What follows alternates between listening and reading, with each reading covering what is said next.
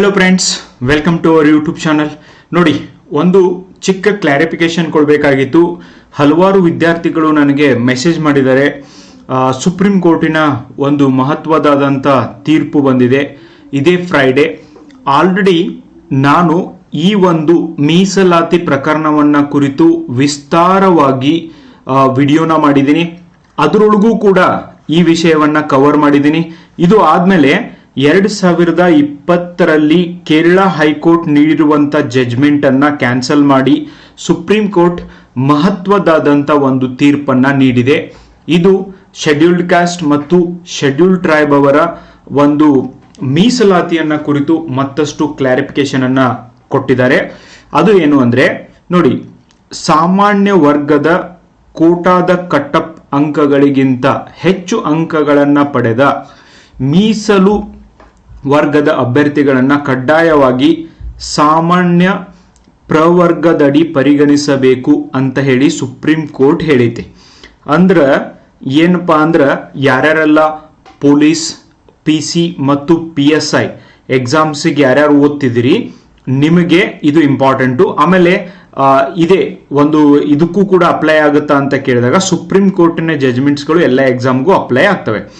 ಉದಾಹರಣೆಗೆ, ಧಾರವಾಡ ಡಿಸ್ಟಿಕ್ ಅಲ್ಲಿ ನೀವು ಪೊಲೀಸ್ ಕಾನ್ಸ್ಟೇಬಲ್ ಆಗಲಿಕ್ಕೆ 80 ಅಂಕಗಳನ್ನು ತಗೊಂಡಂತ GM ಕ್ಯಾಂಡಿಡೇಟ್ ಪಾಸ್ ಆಗ್ತಾನೆ ಅಂದ್ರೆ, ಉದಾಹರಣೆ ತಗೋಬೇಕು ಅಂದ್ರೆ ನಿಮಗೆ 6 ಪೋಸ್ಟ್ಗಳು ಶೆಡ್ಯೂಲ್ಡ್ ಕಾಸ್ಟ್ ಕ್ಯಾಟಗರಿ ಇದಾವೆ ಅಂತ ತಿಳ್ಕೊಳ್ರಿ. 6 ಪೋಸ್ಟ್ಗೆ ಆಲ್ರೆಡಿ 6 ಜನ ಸೆಲೆಕ್ಟ್ ಆಗಿದ್ದಾರೆ. ಇನ್ನ ಒಬ್ಬ SC ಅಥವಾ ST ಅಥವಾ OBC ವಿದ್ಯಾರ್ಥಿ ಇದ್ದಾರೆ ಅಂತ ತಿಳ್ಕೊಳ್ರಿ. ಇವರಿಗೆ 85 ಅಂಕಗಳು ಬಂದಿದ್ದಾವೆ. ಸೊ ಧಾರವಾಡ ಡಿಸ್ಟಿಕ್ ಅಲ್ಲಿ ಇವರು ಜನರಲ್ ಕ್ಯಾಟಗರಿ ಒಳಗೆ ಬರ್ತಾರೋ ಇಲ್ಲೋ ಅಂತ ಕೇಳಿದೆ. ಎಸ್. SC ST ಇದ್ದವರು ಕೂಡ ಮೆರಿಟ್ ಆಧಾರದ ಮೇಲೆ ಹೆಚ್ಚು ಅಂಕಗಳನ್ನು ತೆಗೆದುಕೊಳ್ಳುವುದರೊಂದಿಗೆ ಜನರಲ್ ಕ್ಯಾಟಗರಿ ವಿದ್ಯಾರ್ಥಿಗಳಿಗೆ ಬೇಕಾದಷ್ಟು ಅಂಕಗಳನ್ನು ಇವ್ರು ತಗೊಂಡ್ರು. ಈವನ್ ಅವರು SC ST ಕ್ಯಾಟಗರಿ ಅವರಿದ್ರು ಕೂಡ ಜನರಲ್ ಕ್ಯಾಟಗರಿ ಒಳಗಿರುವಂತ ಸೀಟ್ ಅನ್ನ ಆ ಒಂದು SC ST OBC ಅಭ್ಯರ್ಥಿಗೂ ಕೂಡ ಕೊಡಬೇಕು ಮೆರಿಟ್ ಆಧಾರದ ಮೇಲೆ ಅಂತ ಸುಪ್ರೀಂ ಕೋರ್ಟ್ ಹೇಳಿದೆ. It's very crystal clear. Okay, ನೋಡಿ, ನ್ಯಾಯಮೂರ್ತಿಗಳಾದ MM ಸುಂದರೇಶ್ ಮತ್ತು ಸತೀಶ್ ಚಂದ್ರ ಶರ್ಮಾ ಅವರ ಪೀಠ ಸಾಮಾನ್ಯ ವರ್ಗದ ಕಟ್ಟಪ್ ಅಂಕಗಳಿಗಿಂತ, ವೆರಿ ಇಂಪಾರ್ಟೆಂಟ್, ಅಂಕಗಳಿಗಿಂತ ಹೆಚ್ಚಿನ ಅಂಕಗಳನ್ನು ಗಳಿಸಿದ ಮೀಸಲು ವರ್ಗಕ್ಕೆ SC ST OBC ಸೇರಿದ ಅಭ್ಯರ್ಥಿಯನ್ನ ಸಾಮಾನ್ಯ ವರ್ಗದಡಿ ಖಾಲಿ ಹುದ್ದೆಗೆ ಅರ್ಹತೆ ಪಡೆದಿದ್ದಾರೆ ಎಂದು ಪರಿಗಣಿಸಬೇಕು ಎಂಬುದು ಕಾನೂನಿನ ಸ್ಥಾಪಿತ ತತ್ವ ಅಂತ ಕೂಡ ಹೇಳಿದೆ ಗೈಸ್. ಓಕೆ, ಕೇರಳ ಹೈಕೋರ್ಟ್ನಲ್ಲಿ 2020ರಲ್ಲಿ ನೀಡಿದ ತೀರ್ಪನ್ನ ರದ್ದುಗೊಳಿಸುವುದಾಗ ಇವನ್ ಪೀಠ ಈ ಹೇಳಿಕೆಯನ್ನು ನೀಡಿತಿ. ಏನಂದ್ರ, ನೋಡ್ರಿ, ಮೀಸಲು ಪ್ರವರ್ಗದ ಅಭ್ಯರ್ಥಿ ಹೆಚ್ಚಿನ ಅಂಕಗಳನ್ನು ಪಡೆದರೂ ಕೂಡ ಆತನ ಬದಲು ಸಾಮಾನ್ಯ ವರ್ಗದ ಕೋಟಾದ ಅಡಿ ಸಾಮಾನ್ಯ ವರ್ಗದ ಅಭ್ಯರ್ಥಿಯನ್ನೇ ನೇಮಕ ಮಾಡಿಕೊಳ್ಳುವಂತೆ ಕೇರಳ ಹೈಕೋರ್ಟ್ ಭಾರತೀಯ ವಿಮಾನ ನಿಲ್ದಾಣ ಪ್ರಾಧಿಕಾರಕ್ಕೆ ಹೇಳಿತ್ತು. ಈ ಒಂದು ಹೇಳಿದ್ದು ತಪ್ಪಾಗಿದೆ, ಇದನ್ನ ಕರೆಕ್ಟ್ ಮಾಡಿ ಈಗೇನು ಹೇಳೈತಿ, GM ಒಳಗೂ ಕೂಡ SC ST OBC ಕ್ಯಾಂಡಿಡೇಟ್ಸ್ಗಳು GM ಸೀಟ್ನಲ್ಲೂ ಕೂಡ ಇವರನ್ನ ಕನ್ಸಿಡರ್ ಮಾಡಲಾಗುತ್ತೆ. ಇವ್ರಿಗೆ ಅಷ್ಟು ಅಂಕಗಳನ್ನ ಬಂದಿದ್ರೆ, ಓಕೆ, ಹೆಚ್ಚು ಅಂಕಗಳನ್ನ ಪಡೆದಿದ್ರೆ. ಮೀಸಲಾತಿ ರಹಿತ ಪ್ರವರ್ಗವು ಸಾಮಾನ್ಯ ಅಭ್ಯರ್ಥಿಗಳಿಗೆ ಇರುವ ಕೋಟಾ ಅಲ್ಲ, ಓಕೆ, ಬದಲಾಗಿ ಅರ್ಹತೆಯ ಆಧಾರದ ಮೇಲೆ ಎಲ್ಲರಿಗೂ ಲಭ್ಯವಿರುವ ಮುಕ್ತ ಪ್ರವರ್ಗ ಆಗಿದೆ ಎಂದು ಈ ಒಂದು ತೀರ್ಪಿನೊಳಗೆ ಹೇಳಿದ್ದಾರೆ. ಇನ್ನ UPSC KPSC ಇಂಥ ಒಂದು ಎಕ್ಸಾಮ್ಸ್ಗಳಿಗೆ ಬಂದಾಗ ಪ್ರಿಲಿಮ್ಸ್ ಎಕ್ಸಾಮ್ ಒಳಗ SC category, ST category, OBC category ಅಂತ ಹೇಳಿ 120 ಮಾರ್ಕ್ಸ್ ತಗೊಂಡು ಪಾಸ್ ಆಗಿದ್ದಾರೆ ಅಂತ ತಿಳ್ಕೊಡ್ರಿ. ಓಕೆ, ಇನ್ನು ಜನರಲ್ ಕ್ಯಾಟಗರಿ ಅವರಿಗೆ 140 ಮಾರ್ಕ್ಸ್ ಇದಾವೆ ಕಟಪ್ ಇಂದ ಪಾರಾಗ್ಲಿಕ್ಕೆ ಅಂತ ತಿಳ್ಕೊಡ್ರಿ. ಅಂತ ಒಂದು ಸಂದರ್ಭದೊಳಗೆ ಪ್ರಿಲಿಮ್ಸ್, ಮೇನ್ಸ್, ಇಂಟರ್ವ್ಯೂ 3 ಹಂತದಲ್ಲಿ ಒಂದು ಹಂತದಲ್ಲಿ ಅಭ್ಯರ್ಥಿಯೊಬ್ಬ ಮೀಸಲಾತಿ ಒಳಗಡೆ ಬರ್ತಾರೆ. ವಯಸ್ಸು ಅಥವಾ ಶುಲ್ಕದ ಸಡಿಲಿಕೆ ಆಗಿರಬಹುದು, ಇದರದ್ದು ಯಾವುದೇ ರೀತಿಯಾದಂಥ ಮೀಸಲಾತಿಯ ಲಾಭವನ್ನ ಪಡೆದಿದ್ರೆ ಕೊನೆಯದಾಗಿ ರಿಸಲ್ಟ್ ಬಿಡ್ತಿರ್ತಾರಲ್ಲ, ಫೈನಲ್ ರಿಸಲ್ಟ್ನಾಗೆ ಅದನ್ನ ಕನ್ಸಿಡರ್ ಮಾಡಂಗಿಲ್ಲ. ಅಂದ್ರೆ ಅವ್ರಿಗೆ GM ಒಳಗೆ ಬರಕ್ ಆಗೋದಿಲ್ಲ, ಅವರನ್ನ ಅದೇ ಕ್ಯಾಟಗರಿಯವರಂತಾನೆ ಕನ್ಸಿಡರ್ ಮಾಡ್ತಾರೆ ಅಂತ ಕಳೆದ ಒಂದು ಪ್ರಕರಣ, ಅದು ಲ್ಯಾಂಡ್ ಮಾರ್ಕ್ ಪ್ರಕರಣ ಆಗಿದೆ. ಅದನ್ನ ಕುರಿತು ನಾನು ಕಂಪ್ಲೀಟ್ ಡಿಸ್ಕಷನ್ ಅನ್ನ ಮಾಡಿದ್ದೀನಿ.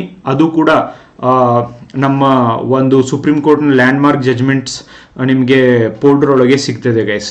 ಎನಿವೆ, ಮೀಸಲಾತಿ ಪ್ರಹಾರ ಮತ್ತೆ ಮುಂದುವರೆದಿದೆ ಆ್ಯಂಡ್ ಡೆಫಿನೆಟ್ಲಿ ಈ ದೇಶಕ್ಕೆ ಈ ಒಂದು ಮೀಸಲಾತಿ ಅನ್ನುವಂಥದ್ದು ಏನು ಮುಂದುವರೆದಿದೆ, ಇದರಿಂದನೇ ಬಹಳಷ್ಟು ಬಾರಿ ಜಾತಿ ಆಧಾರಿತ ತಾರತಮ್ಯಗಳು ಮುಂದುವರಿತಾ ಇದ್ದಾವೆ. ಆ್ಯಂಡ್ ನಿಮ್ಮ ಅನಿಸಿಕೆ ಏನು?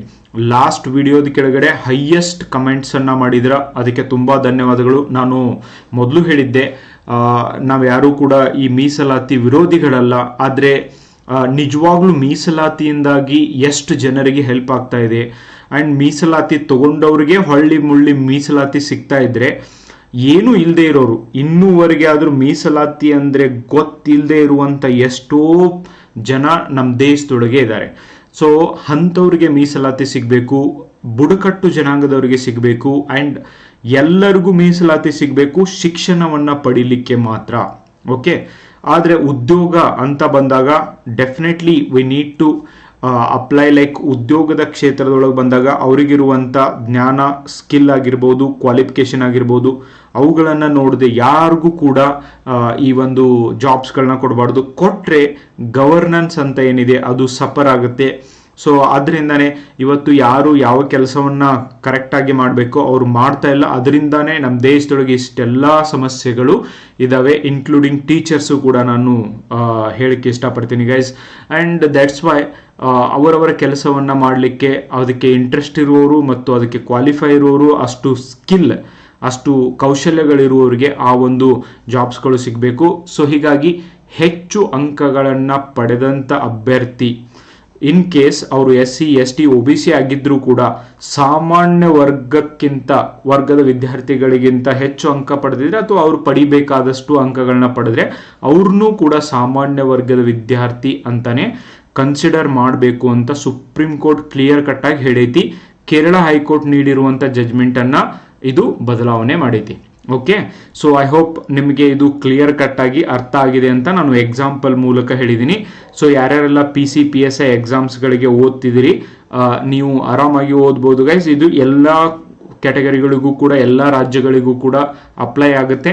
ಆ್ಯಂಡ್ ಇದು ಮೀಸಲಾತಿ ಕುರಿತಂಥ ಒಂದು ಕ್ಲಾರಿಫಿಕೇಶನ್ ವಿಡಿಯೋ. ಬಹಳಷ್ಟು ವಿದ್ಯಾರ್ಥಿಗಳು ನನಗೆ ಕೇಳಿದರು, ಕಮೆಂಟ್ ಬಾಕ್ಸ್ ಒಳಗೂ ಕೂಡ ನೀವೆಲ್ಲ ಹಾಕಿದ್ದೀರಾ. ಸೊ ಇದ್ರ ಬಗ್ಗೆ ಕ್ಲಾರಿಟಿ ಕೊಡಿ ಅಂತ ನಿನ್ನೆ ಪೇಪರ್ ಒಳಗೆ ಬಂದಂಥ ಒಂದು ವಿಷಯ ಇದು. ಸೊ ಅದಕ್ಕೆ ನಿಮಗೆ ಕ್ಲಾರಿಟಿನ ಕೊಟ್ಟಿದ್ದೀನಿ ಗೈಸ್.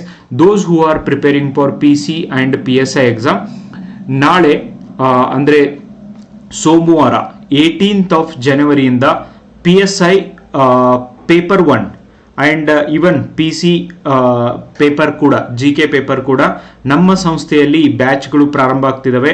18th ಜನವರಿಯಿಂದ ಈ ಒಂದು PSI paper 1 essay, translation, precise writing ಈ ತರಗತಿಗಳು ಪ್ರಾರಂಭ ಆಗ್ತಿದ್ದಾವೆ. ಧಾರವಾಡದ ಸಪ್ತಾಪುರ್ನಲ್ಲಿ ನಮ್ಮ ಇನ್ಸ್ಟಿಟ್ಯೂಟ್ ಬರುತ್ತೆ. ಕನಮಡಿ IAS and KS ಇನ್ಸ್ಟಿಟ್ಯೂಟ್ಗೆ ನೀವು ಭೇಟಿ ಮಾಡ್ಬೋದು. ಕನಮಡಿ ಇನ್ಸ್ಟಿಟ್ಯೂಟ್ ಅಂತ ಆ್ಯಪ್ ಇದೆ ಗೈಸ್, ಅಲ್ಲಿ ಆನ್ಲೈನ್ ತರಗತಿಗಳು ಕೂಡ ನಾಳೆಯಿಂದ ಪ್ರಾರಂಭ ಆಗ್ತಿದ್ದಾವೆ. ಕನಮಡಿ ಇನ್ಸ್ಟಿಟ್ಯೂಟ್ ಈ ಒಂದು ಆ್ಯಪ್ ನಿಮಗೆ ಗೂಗಲ್ ಪ್ಲೇಸ್ಟೋರಲ್ಲಿ ಸಿಗುತ್ತೆ, ಅದನ್ನು ಡೌನ್ಲೋಡ್ ಮಾಡ್ಕೋಬಹುದು. ಡೈಲಿ 1 hour ಕ್ಲಾಸ್ ಇರುತ್ತೆ. ಅದು ನಿಮಗೆ 1 ತಿಂಗಳ ಕೋರ್ಸ್ ಆಗಿರುತ್ತೆ. ಇಂಟ್ರೆಸ್ಟೆಡ್ ಇರುವಂಥ ಕ್ಯಾಂಡಿಡೇಟ್ಸ್ಗಳು ನನ್ನ ಕಾಂಟ್ಯಾಕ್ಟ್ ಕೂಡ ಮಾಡ್ಬೋದು, ಅಲ್ಲಿ ನಂಬರ್ ಕೂಡ ಹಾಕಿದ್ದೀನಿ. ಆ್ಯಂಡ್ ಇದರ ಸದುಪಯೋಗವನ್ನು ಪಡಿಸ್ಕೊಳ್ಳಿ. ಇಂಥ ಹಲವಾರು ವಿಷಯಗಳನ್ನು ವಿಸ್ತಾರವಾಗಿ ನಾವು ಅಲ್ಲಿ ಚರ್ಚಿಸೋಣ. ಆ್ಯಂಡ್ ಐ ಹೋಪ್ ನೀವು ಅದರ ಉಪಯೋಗ ತಗೋತೀರಿ ಅಂತ. ನಿಮ್ಮ ಫ್ರೆಂಡ್ಸ್ ಯಾರಾದರೂ ಇದ್ದರೆ ಅವ್ರಿಗೂ ಕೂಡ ಇನ್ಫಾರ್ಮ್ ಮಾಡಿ guys. Thank you so much for watching the video. And ಈ ಒಂದು ಸುಪ್ರೀಂ ಕೋರ್ಟಿನ ಜಜ್ಮೆಂಟ್ಸ್ ಬಗ್ಗೆ ಆಗಿರ್ಬೋದು ಆ್ಯಂಡ್ ಈ ಒಂದು ಮೀಸಲಾತಿಯನ್ನು ಕುರಿತು ನಿಮ್ಮ ಅನಿಸಿಕೆ ಆಗಿರ್ಬೋದು, ಏನು ಮಾಡುವುದ್ರ ಮೂಲಕ ನಾವು 2047 ವಿಕಸಿತ ಭಾರತ, ಒಂದು ಅಭಿವೃದ್ಧಿ ಹೊಂದಿದ ದೇಶವನ್ನ ಮಾಡಬಹುದು. ಸೊ ಅದಕ್ಕೆ ಏನು ಬದಲಾವಣೆ ಬೇಕು ಅನ್ನೋದು ಇದೇ ದೇಶದೊಳಗೆ ಹುಟ್ಟಿರುವಂಥ, ಇದೇ ಸಂವಿಧಾನವನ್ನು ಓದಿರುವಂಥ ಆ್ಯಂಡ್ ಇಲ್ಲೇ ಇದ್ದು ಏನಾದರೂ ಮಾಡಬೇಕು ಅನ್ನುವಂಥ ಒಂದು ಉದ್ದೇಶ ಹೊಂದಿರುವಂಥ ಸ್ಪರ್ಧಾತ್ಮಕ ಪರೀಕ್ಷೆಗಳನ್ನ ಓದ್ತಾ ಇರುವಂಥ ವಿದ್ಯಾರ್ಥಿಗಳೆಲ್ಲರೂ ಕೂಡ ನಿಮ್ಮ ಅನಿಸಿಕೆಯನ್ನು ಪ್ರಜಾಸತ್ತಾತ್ಮಕ ರೀತಿಯಲ್ಲಿ ಮತ್ತು ನಾಗರಿಕ ಸಮಾಜ ನೋಡಿ ಓದು ಹಾಗೆ, ನಾಗರಿಕ ಸಮಾಜ ಕೇಳುವ ಹಾಗೆ ನಿಮ್ಮ ಒಪಿನಿಯನ್ನ ಬರೆಯೋದನ್ನು ಮರಿಬೇಡಿ ಗೈಸ್.